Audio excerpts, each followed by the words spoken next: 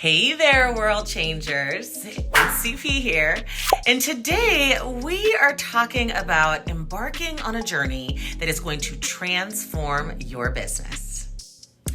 I'm tearing down those old, outdated notions around creating a business plan.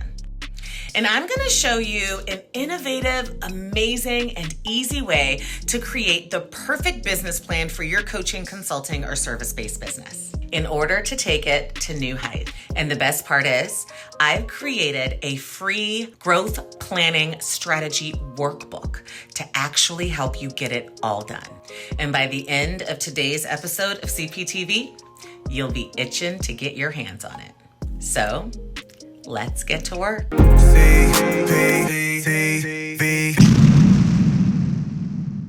All right, so step number 1 is to establish your business foundations.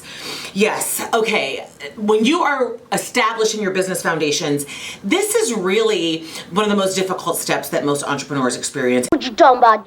What you talking about? What you talking about? What you talking about? And it's a part of what you've been doing for a very long time. You've already been thinking about the type of business that you want to have. You've already been thinking about your products and services. And because you've already been doing that, you already have gone really, really far off the rails. And you're already at a website and you're already at all of these things and you're already at a name, because our brains tend to function in the fun space of starting a business and not in the weeds of starting a business. Well, when I talk about establishing your business foundation, I truly mean starting in the weeds of the business. It means that you have to get extremely clear, I mean crystal clear, on what you are actually here to do. Not all the fun stuff, like the name and the website and the domain and all that kind of stuff, but what you are actually in business to do. So I need you to ask yourself, what business are you in? What are you going to do? What is your business model? What is your business strategy? This is your starting point. While all the fun stuff is just that, fun to actually do. Oh, girls, they wanna have fun. Oh, girls, just wanna have fun. This is your starting point. I mean, defining your niche and your unique selling proposition. And I'm not going to dive really deep into finding your niche, because actually next week's video is going to be a deep dive into finding your niche, identifying your ideal customer avatar. I have heard you guys loud and clear. I have gotten so many requests for that video, so I am actually finishing that up, and it will be available for you next week. So make sure that you tune in and check that out. But you've got to really figure out what that niche is and what you provide to the market uniquely. And that is that clarity. That's your foundation. This is that step that not a lot of people spend a lot of time on, and they're just guessing, and they haven't done what it really takes in order to be able to do that. And guess what? This free workbook, you will find guided exercises to help you navigate this crucial first step. So here comes your first opportunity, all right? Pause this video and click the link in the description or the comments below to grab your free workbook. It is a game changer, and I've gotten so much great feedback on it over the years, and I'm giving it away to you for free. Because it is going to help you really truly do these steps and create that roadmap for your success. And it's not going to cost you a damn thing. So you can also grab it in the description below, or you can go to CherylCperez.com, Growth Strategy Workbook right here along the bottom, and grab it, because it is going to help you begin to navigate all the stuff that I'm going over with you today. And while you are down there, if you like that I am talking and giving you this good content, then make sure that you like this video and share it, and even subscribe. It don't cost you a damn thing. So we can get into strategy number 2. Now, step number 2 is going to be to explore the business landscape. Once you have determined what type of business you're in and what your niche is going to be and what makes you unique, you really do have to understand what market is out there, who your ICA is, and begin to kind of build out who you are going to be selling to and what the market has for you. And this is really where you navigate the business terrain, okay? So in this, I want you to do thorough market research. And I've gotten a couple of requests for this, so I'm going to ask you right now, if you want me to do a more deep dive into market research, please put in the comments below market research CP, and I will do a very detailed video for you guys on how to actually do market research, because I have found, while it may be something that's kind of obvious to me because I've been doing it for so long, I found that a lot of you really don't know how to do market research and how to effectively do it. So let me know if that's something that you want me to dive into in the coming weeks, and I will make sure that I add that to our list of content ideas. But yeah, that market research is where you are going to dive deep into understanding your audience, really figuring out what their pain points are, what their challenges are, who they are, what their psychographics are. You're going to really understand your competition, if there is competition out there, who the competition is, what social media platforms, what marketing strategies, what products and services, what pricing, what packaging, what are they using so that you don't have to reinvent the wheel. I am a firm believer that competition is really, really good. If you don't have competition, then that probably means that your business idea isn't one that's going to flourish, because if it was, then somebody else would already be doing it. And if there is somebody out there that's already doing it, it doesn't mean that you don't have a unique selling proposition that you can really kind of hone your own and carve out your own space in there. It just means that you don't have to reinvent the wheel and start all over. So make sure that you're analyzing your competition and you figure out who they are, and then also figuring out what opportunities exist out there. There are specific businesses and business models that take advantage of certain opportunities, and once those opportunities go away, they cease to exist. But during that time frame, they can really, really maximize their potential, and that's okay if that's the type of business that you want. And so, like for instance, during COVID, during the pandemic, you guys know there was a ton of businesses that just kind of popped up to specifically address COVID and pandemic needs, and they maximized their profitability, they maximized their growth during that 2 to 3 year period. They've made some types of transitions afterwards, or they've actually just sold and shut down, but they made money during that time frame, and that's okay. And that's where this step kind of comes into play when you're creating that business plan. So make sure that you do understand and explore your market before you get into step number 3. Now, moving into step number 3, which is creating your marketing plan, it's all about spreading the word and attracting that ideal client that you identified in step number 2. That is why step number 2 is step number 2. And that's why I kind of give you guys step-by-steps all the time in all of my videos here on CPTV, because I think it's important not to only know what you got to do and to get some tips, but also to know what order to kind of do things in. And that's why I give you the order that I am, because my brain is process oriented, and so I kind of give you the step-by-step processes. But you've got to create a true full-fledged marketing plan in step number 3. When creating this marketing plan, you have to pick a marketing focus or a couple of marketing focuses. This is your overall strategy, and in order to pick where you're going to focus your marketing attention, you have to know who your ideal customer is, where they hang out, what has the most impact, what are they reading, are they online, do they watch TV, do they look to make purchasing decisions based off of commercials. All of those things are really important in order for you to come up with this marketing strategy.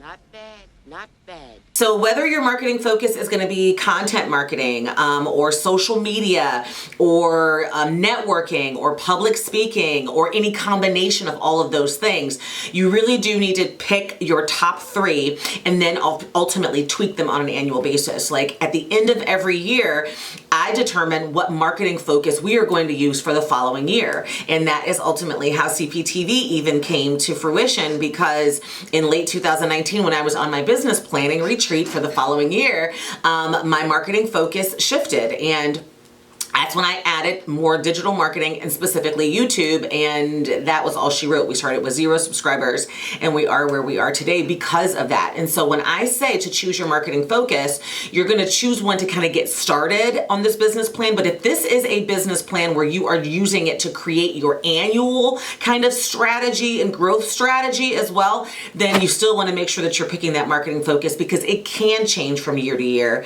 As a matter of fact, it probably should change from year to year. Now on to step number 4, identifying and improving your operations. You guys know how I feel about the structure and the strategies and the systems and the squads that you use in your business. And when I talk about improving your operations, I am specifically talking about your systems and your processes. You have to analyze on an annual basis where your systems and processes are, the tools that you're using, the technology tools that you're using in your business, but also what processes you're using. How are they doing? If they're doing well, are they efficient? Are they helping you make money? Are they costing you money? Do you need to create processes around certain things in your business that you haven't had a chance to get into? This is the section of that business plan where you really do map that out and strategize on that.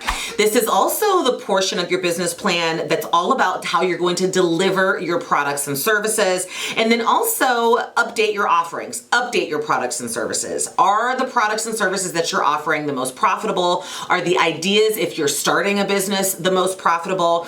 What are those products and services going to look like? And honestly, guys, I hate the fact that I'm using plural when I talk about this, because if you are a startup entrepreneur, if you are just getting started, I am going to hold you to the fire and say you cannot have more than one to get started. Oh, hell no! Trust me, it is a huge mistake that I see startup entrepreneurs make. It was a huge mistake that I made in the past. And if you are focusing on too many things at one time, you won't do any of them well.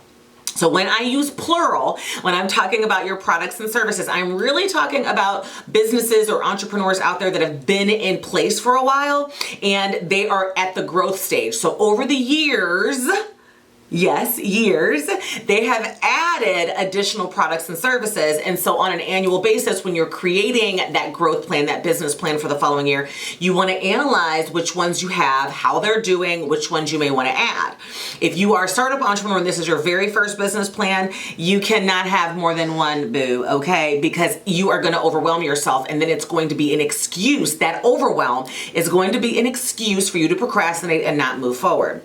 So don't even get yourself caught up in that whole craziness, okay? Make sure that you are revisiting that and creating that offer. So if this is your first business plan, again, one product or service. If this is your third, fourth, fifth business plan, or you're growing, or you're trying to figure out what your growth strategy is going to be, then I want you to use this section to figure out your processes, check your offerings, update them, tweak them, do whatever you need to do. But you've got to make sure that in this particular section, you are improving the operations in your business, and that you're also identifying new ways to kind of grow that revenue stream for yourself. All right, step 5, my love. This is where you really do have to figure out the financials.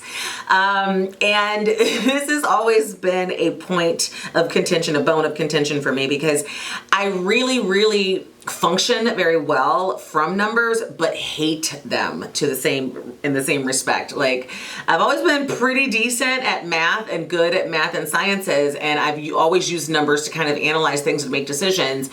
But when it comes to my business planning, I feel like analyzing the financials is the most stressful part, because it's really like, holy crap, how did we really do this year? I mean, typically, you're looking at your financials in little silos. Like, I look at them monthly or quarterly with my financial team. But when I'm doing my business planning, this is the time that I'm actually looking at them on an whole annual basis. And clarity is something that I really get from this process. And so I am telling you this because this is a piece of your business planning process as well. Whether you are a new entrepreneur creating a business plan for the very first time, or whether you are a growing entrepreneur creating an updated business plan, or a growth strategy, or a growth business plan for the following year, understanding and getting the financial situation under tow is going to be critical. So in this area, there's really 3 things that I want you to focus on. First, you have to estimate your revenue like a pro. You have to set ambitious but achievable income goals. And then you have to have your financial structure updated and in place. Those are the 3 most important parts. So make sure that you know how much money you've got coming in, what your key sources of revenue are, and also making sure that you can set achievable but ambitious goals for the following year. You know, if you know that you brought in $50,000 in a particular product or service this this year, it was very profitable for you, then setting a goal of $60,000 next year, which is a 20% increase, by the way, if you kind of do the math. It's a 20% increase, by the way, which is a very lofty growth goal in today's economy. So when I say realistic and ambitious, achievable, that's what I mean. Use percentages. Like, if I'm bringing in 50,000, in my mind, because 50,000 wasn't enough, I might say, well, I want to bring in 200,000 next year. But that's not really achievable. You're kind of setting yourself up for failure, because 200,000 from 50,000 is like a 400% increase. And even if you got to a 100% increase of 100,000, you are doing amazing. But if you don't hit that 200,000, then you're going to feel like crap. So set, ambitious, but definitely realistic and achievable revenue goals. And then again, also make sure that your financial structure is updated and in place. When I say your financial structure, I mean how you're tracking your numbers, what categories your financial team is tracking them in, making sure that you've got your financial software set up and that you're actually utilizing it.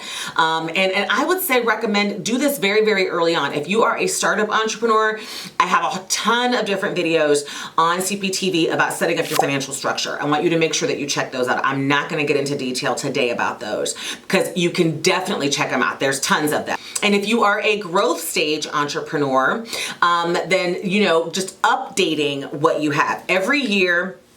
I go through my financial reports and I determine what categories I really want to track and how I want my bookkeeper to, update and reconcile my numbers.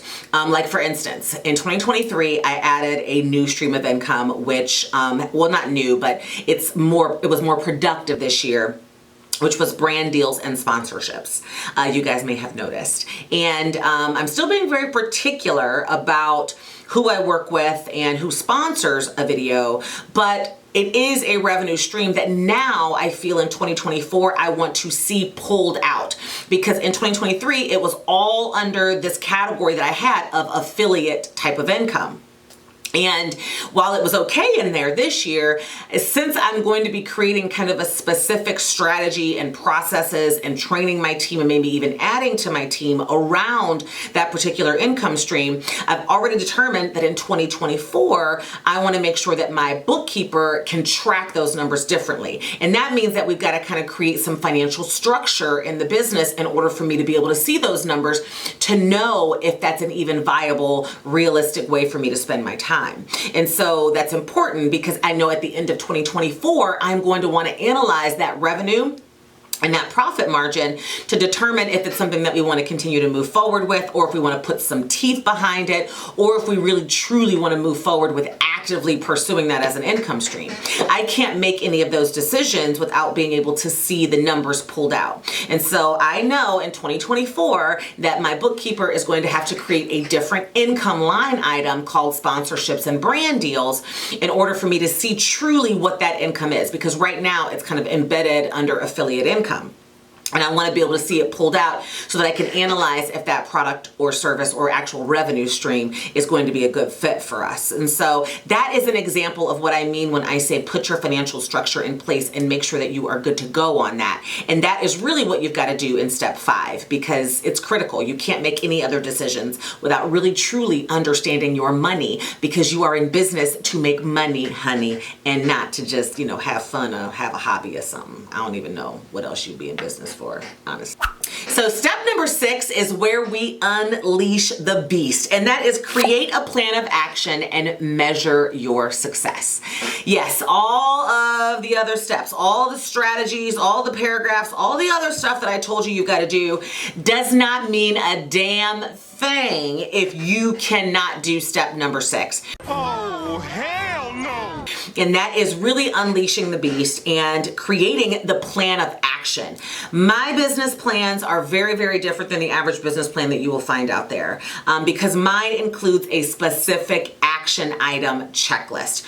These are the specific steps that we are going to do by these deadline dates in order to get this particular goal done.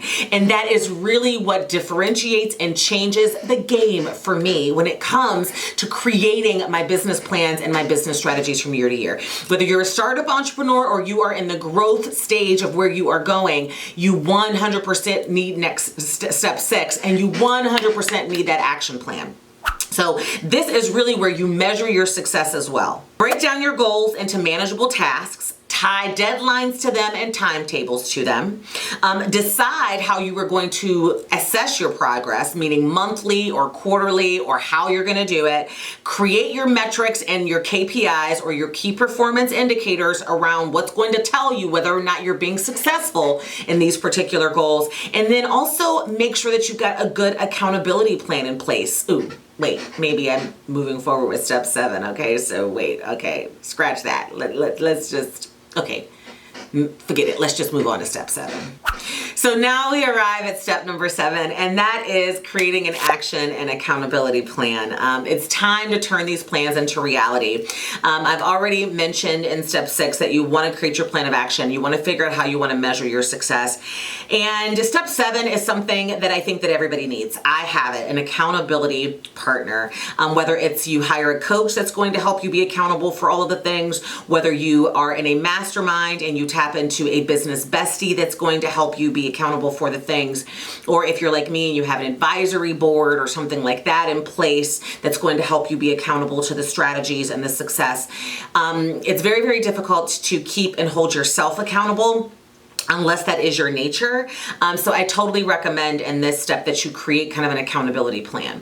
And sometimes, like holding yourself accountable works. I am a very driven person. I'm a very goal-oriented person, and I still struggle with accountability plans around specific things, certain things in my life, like working out and stuff like that. Even though I've been doing better, I'm trying, but I still need an accountability partner, which is a part of the reason why I'm currently investigating like hiring a trainer, because I know that they will hold me accountable. Even though the idea of having someone who's like hovering over me and telling me what to do is kind of giving me a little bit of a hive scenario going on, I do know that it's going to be in my best interest, and that if I am serious about hitting my weight loss and my fitness goals and my health goals for 2024, that I probably need to hire one in order to be able to move forward. And so I am telling you the same advice I'm giving myself, all right? Do as I say and do as I do, right? So I have this YouTube channel for you guys to hold me accountable. So you've heard me say I am looking for a personal trainer, and I'm trying to find one that can hold me accountable, like schedule some time and make me do. I got to add weights into my life, so I'm looking for it. And I'm telling you to do the exact same thing. Step number 7 is going to be important. Take the leap, get a coach, get an accountability partner, and give them your plan so that they can help you actually get to the goals that you've set so that you can see the success that you are determined to achieve. So there you have it, my love. My step-by-step guide on the best way to make a business plan from start to finish. It is just the beginning. I mean, the business planning process can be stressful, but it is so worth it. Don't forget to get your free growth planning strategy workbook. That workbook is going to help you really figure out all the stuff that I talked to you about today. And don't wait any longer. Click on the link. Make sure you like and subscribe before you go. And until next time, my loves, I will see you next week. Bye-bye. Mwah!